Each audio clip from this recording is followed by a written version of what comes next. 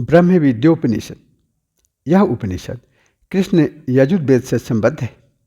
इसमें ब्रह्म की प्राप्ति के उपाय और उसके स्वरूप का विशद विवेचन किया गया है। सर्वप्रथम ब्रह्म विद्या के रहस्यभूत प्रणव ब्रह्म का उल्लेख करते हुए प्रणव की 4 मात्राओं की विवेचना है।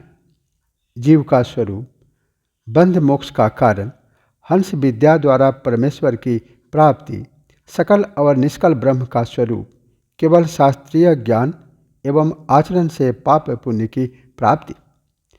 प्रणव हंस का अनुसंधान ही प्रत्यक्ष यजन, हंस मंत्र के अभ्यास से समाधि की प्राप्ति, हंस योग का अभ्यास क्रम तथा हंस योगी द्वारा आत्मा के स्वरूप का चिंतन इत्यादि विषयों का क्रमशः विवेचन किया गया है। ये सभी विषय ब्रह्म के तात्विक स्वरूप को स्पष्ट करते हैं। इसीलिए इस उपनिषद का नाम ब्रह्म विद्योपनिषद पड़ा। अथ ब्रह्म विद्योपनिषद उच्यते। प्रसादाद् ब्रह्मणस्तस्य विष्णुरद्भुतकर्मणः रहस्यं ब्रह्म विद्याया ध्रुवाग्नि संप्रचक्षते। अब ब्रह्म विद्या नामक उपनिषद का वर्णन करते हैं। अद्भुत एवं श्रेष्ठ कर्म करने वाले विष्णु रूप पर ब्रह्म की कृपा से ध्रुवाग्नि, अटल अग्नि या ज्ञान के स्वरूप वाली ब्रह्म विद्या का रहस्य बताया जाता है। ओमित्येकाक्षरं ब्रह्म यदुक्तं ब्रह्मवादिभिः शरीरं तस्य वक्ष्यामि स्थानं कालत्रयं तथा।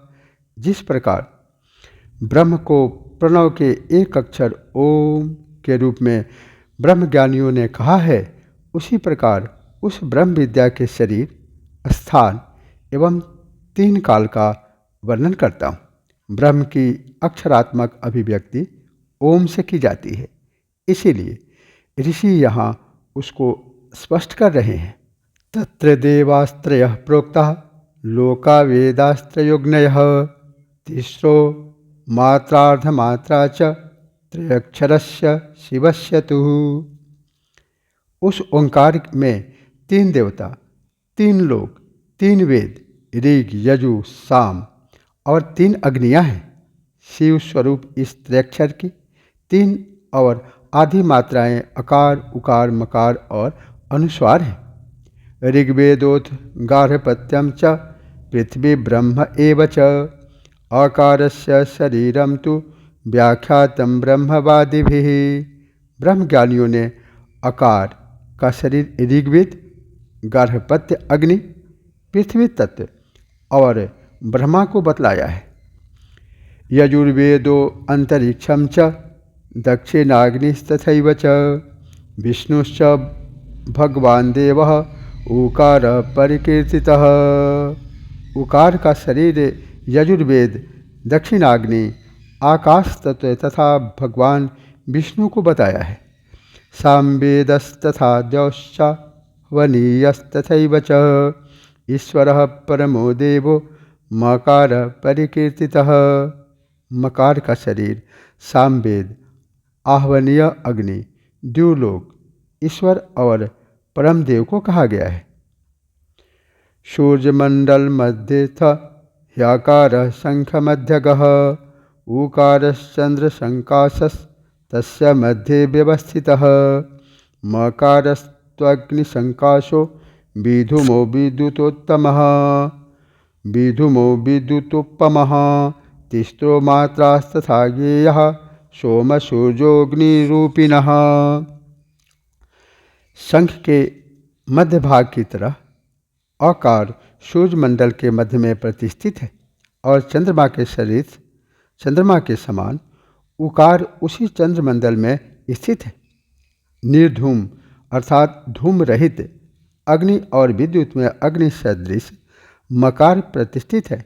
इस तरह से 3 मात्राओं को सूर्य, चंद्र, अग्नि के रूप में जानना चाहिए।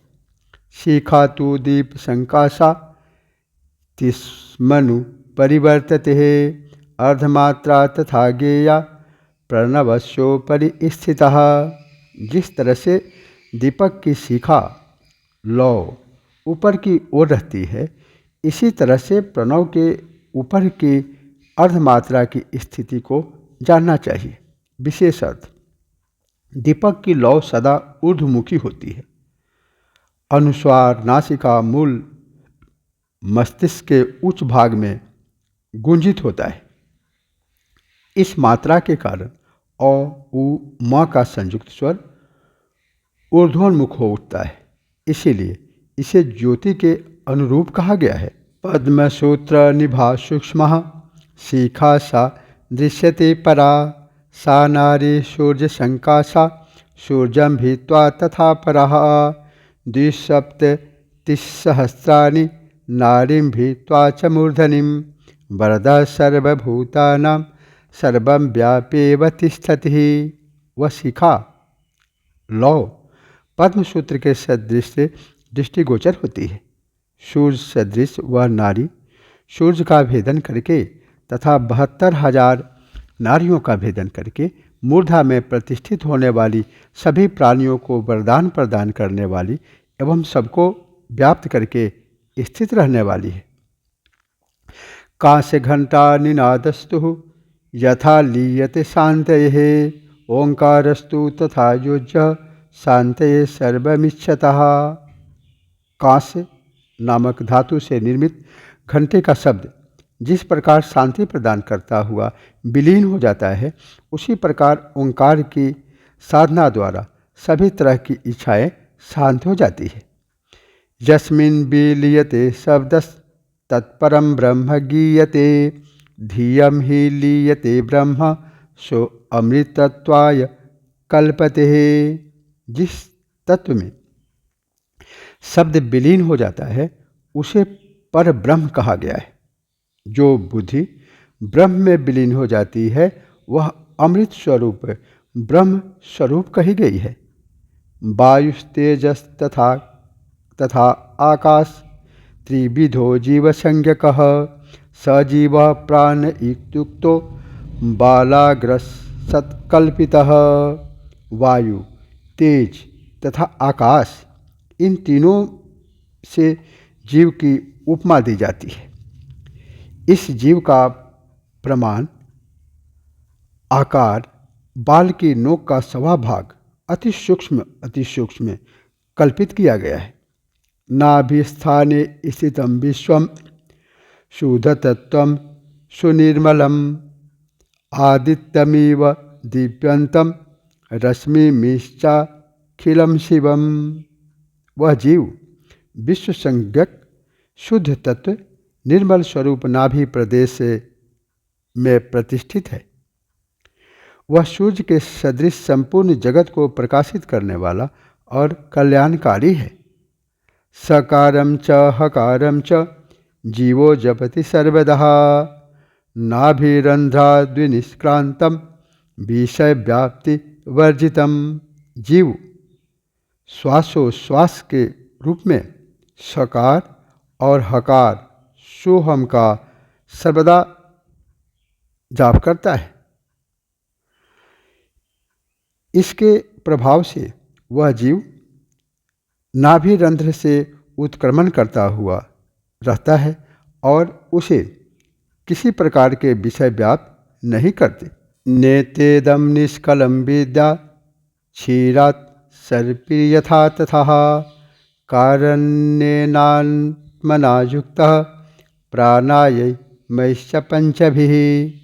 दुग्ध से मथकर निकाले गए घृत की भांति उस निष्कल अर्थात काल रहित सबके कारण रूप आत्म तत्व को प्राण के 5 आयामों द्वारा जाना जाता है। देह के 5 तत्वों में प्राण तत्व प्रभावित होते हैं। इन पांचों में प्रवाहित प्राण के 5 आयाम माने गए। चतुष्कला समायुक्तो भ्राम्यते च हृदि स्थितः, गोलाकस्तु यदा देहे क्षीरदंडे नवाहतः। जिस प्रकार मथने वाले दंड से दुग्ध को मथा जाता है, उसी प्रकार 4 कलाओं से युक्त हृदय में स्थित प्राण तत्व को श्वास प्रश्वास को शरीर में भ्रमण कराया जाता है। एतस्मिन् वसते शीघ्रं मविश्रान्तं महाखगः यावनिश्वितो जीवस्तावनिष्कलतां गतः। इस शरीर में शीघ्रगामी महापक्षी खग रूपी जीव विश्राम न करता हुआ निवास करता है।